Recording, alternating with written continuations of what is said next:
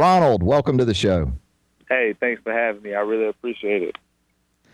So, Ronald, get us up to speed a little bit and what's going on with you these days. I know after your time at Alabama, had a pretty productive career over in Europe with a few different teams, but in the last few years decided to retire from the game of basketball, at least on the floor, but you got into coaching.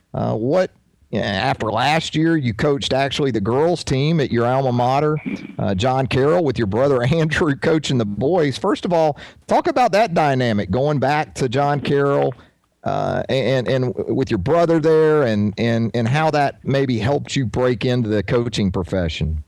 Oh, well, that year was a very special time to have an opportunity to coach alongside my brother and spend a lot of time with him. Actually going back to my alma mater, that was very special to me. And, we learned a lot from one another. I learned a lot from him. He's always been a really smart player. And, I learned a lot from a lot of coaches that were there. And, coaching is something that I always wanted to do. So what a good opportunity I had to do it alongside my brother and at my alma mater. So that was a very good experience. Yeah, Ronald, you didn't just get into coaching. You helped take that John Carroll girls team to the Elite Eight in your only season on the job at the 6A level. Tell me a little bit about coaching girls.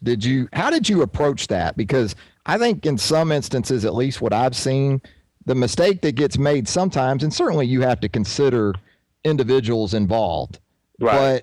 Is there much of a difference? Was there much of a difference for you in how you went about coaching girls as compared to boys, or did you just try to maintain the mindset of I'm coaching basketball? Well, yeah. What I've learned is, well, first of all, I had really good players, really good team, and it makes a world of difference, as any coach will tell you. When you have good players and good people. My mentality was to coach kids. The same. They all want to know that you care about them. They all need the fundamentals. They all need accountability. They all need discipline.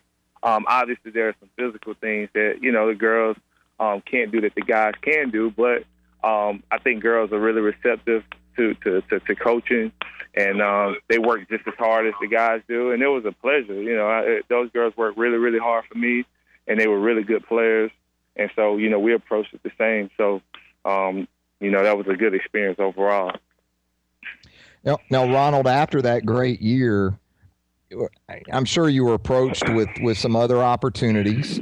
You made the decision to move on to Cornerstone School there in the Birmingham area and coach the boys at the Christian-based school. Talk about what went into that decision. Was it purely a basketball decision, or was there some other things involved, maybe that were faith-based that sort of led you that way? Well, to be honest, and it's very weird. I really, back up a little bit, I was helping my brother over at John Carroll, just kind of as an assistant coach. And I really had no idea I was going to have an opportunity to coach the girls. And the former athletic director, who she was the volleyball coach, Frances Crappett, when I was there in school. She presented me with the opportunity to coach the girls. So it wasn't like I went after the job. It just kind of happened, and it was a great experience. And I went to her at the end of the season, and I told her that, hey, I needed to pray to make sure this is what I want to do for a living full time. And at that time, I wasn't quite sure if that's what I want to do. Coaching is a huge commitment away from your family, away from other responsibilities you may have, and I wanted to make sure that that's what I wanted to do. So when I did decide, I felt it was fair for me to kind of step away. I didn't want to hold the girls hostage. I wanted them to have an opportunity to have a good coach in place. I didn't have another opportunity. I was just trying to find my way to make sure that coaching, and that's what I wanted to do. And a couple of weeks later, the Cornerstone people kind of came to me about the opportunity. And at that point, I had never heard of Cornerstone. Well, I heard of it, but I wasn't really familiar with the program. I didn't know much about the school at all. And, as we talked more and I learned kind of the values that they had and spoke a little bit to different people I respect, I realized that, hey, This is where God's calling me to do. This area really needs, love and support and accountability and discipline. And I felt like this is where I was being called to do, to help those kids and to help the school. The school is only in the second year of existence. We're going into our third year, so it was a new beginning. And it was an opportunity to serve, and it was a challenge. And so, that's kind of how I got that position. I didn't really know much about it, but as I've learned and kind of been here, it's a great place, great people, and it had to be a special situation for me to not be at John Carroll since, I have such strong ties there. But I just felt like this is where I was called to be. And so, I'm very happy so far. We're looking forward to helping these young men, progress in their future. Ronald, you mentioned the time away from family, and I'm going to go back a little ways to your pro career. Talk about the demands of that in playing abroad like you did. Was that the toughest part, playing in Israel, playing in Turkey, Italy? Talk about the sacrifices. Obviously, it's paid well in some instances, but there are sacrifices certainly to make when you go overseas to play, right? Well, it's huge sacrifices. Being away from your family and support system, being in a foreign country, not speaking the language, not understanding the cultures and traditions, and it's how you look at it. I looked at it as an opportunity to grow and to learn and to experience something that basketball was able to give me. But it is a tremendous sacrifice, and ultimately, I have a wife and I have a young son, and you start making decisions that are based on their futures. And, so it was difficult for me to stop playing because physically I felt like I could still play, but you also have to factor in, hey, basketball is going to end. And, I need to, move on to the next chapter of my life. And the longer that I wait, the tougher it's going to be for that adjustment. So you wait, a lot, and it's a lot that goes to it. But I enjoyed my time playing, and I was very lucky to continue to play, considering the injuries that I had in college and what I went through there. So, I was very, fortunate to continue to play and make a living doing what I love to do, for sure. Ronald, you mentioned the injuries at Alabama. Looking back now, how do you view that period? Obviously, you got off to a great start your first couple of years, and then the injuries came into play. Didn't end, I'm sure, the way you would have liked, but as an experience, as a whole, how do you view that period now in review?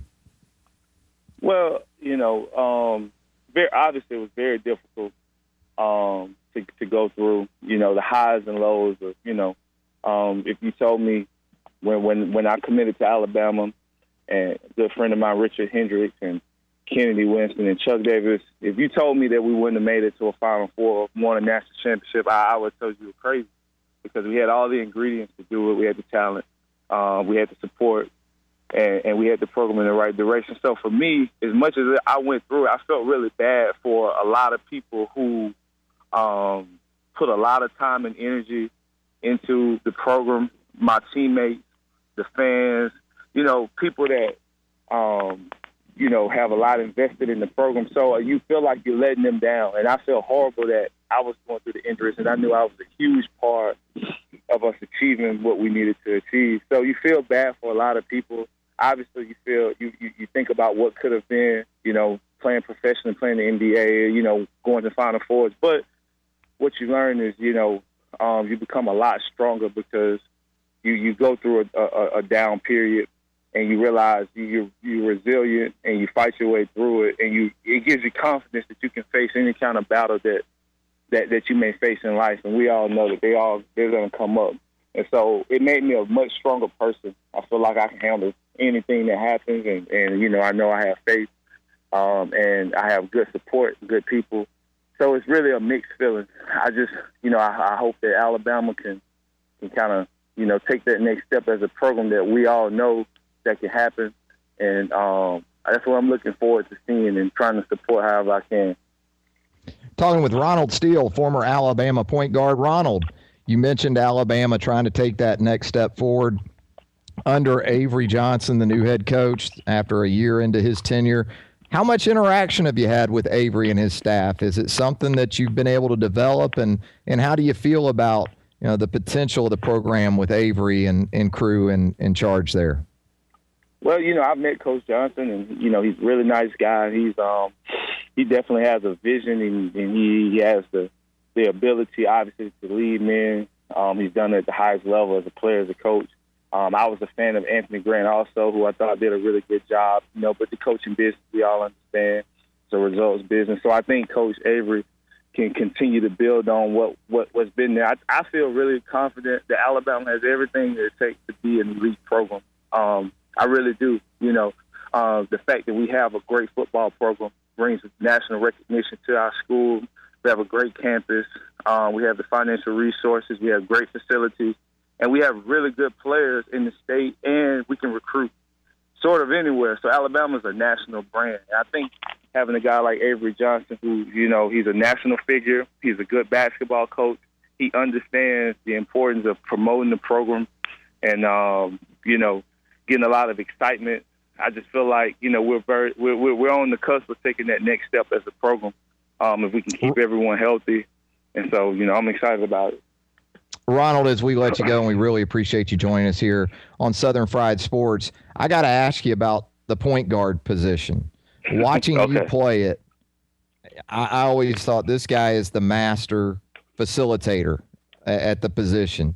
There were times when you could take over the game from a scoring standpoint. You could shoot the three. You were an outstanding free throw shooter, as good or better than anyone in Alabama program history. But you knew how to get your teammates involved. How do you view the position and how it's played now? Are there still those guys around, or has it become more of a me first position than the facilitator role? Or what do you think? What do you think when you see point guard play right now? I think it's a double-edged sword. I think you have so many talented players. The kids that play the position now are so athletic and can score it so well, and which is a really good thing. But I also think that I was always just taught to play the game the right way. I never thought about, I needed to score. I knew every game is kind of different. I knew that I worked really hard on my game, and I knew I had the confidence that when my team needed me to make a play, that was my job to make it. But I also just tried to make the right play every time. And I think that's getting lost a little bit. And it's all of our faults, the media and the fans' expectations of players, instead of focusing on just playing the game the right way, making the right play every time. In some games, it's your opportunities. In some games, it's not. We've kind of shifted to judging players and coaches on the results. So I think, players are as talented as they've ever been, but I think we need to kind of shift back to just making the right play and playing the game the right way and rewarding that. And I don't know how we're going to do it, but I certainly want to try to help and promote that. So, I appreciate what you said about me as a player. I always tried to play the game the right way, and I want my kids to do the same. So I like to see a lot more team play. But these kids are just so talented, and it's very difficult. So, I enjoy watching it, though.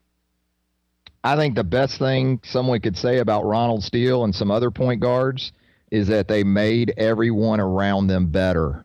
And that's what I thought watching you and some other guys play the game. But great insight, Ronald. And we certainly wish you the best of luck at Cornerstone and moving forward in your coaching career. And we'll definitely be keeping our eyes on you, and hope to talk to you again real soon. Thanks, Ronald.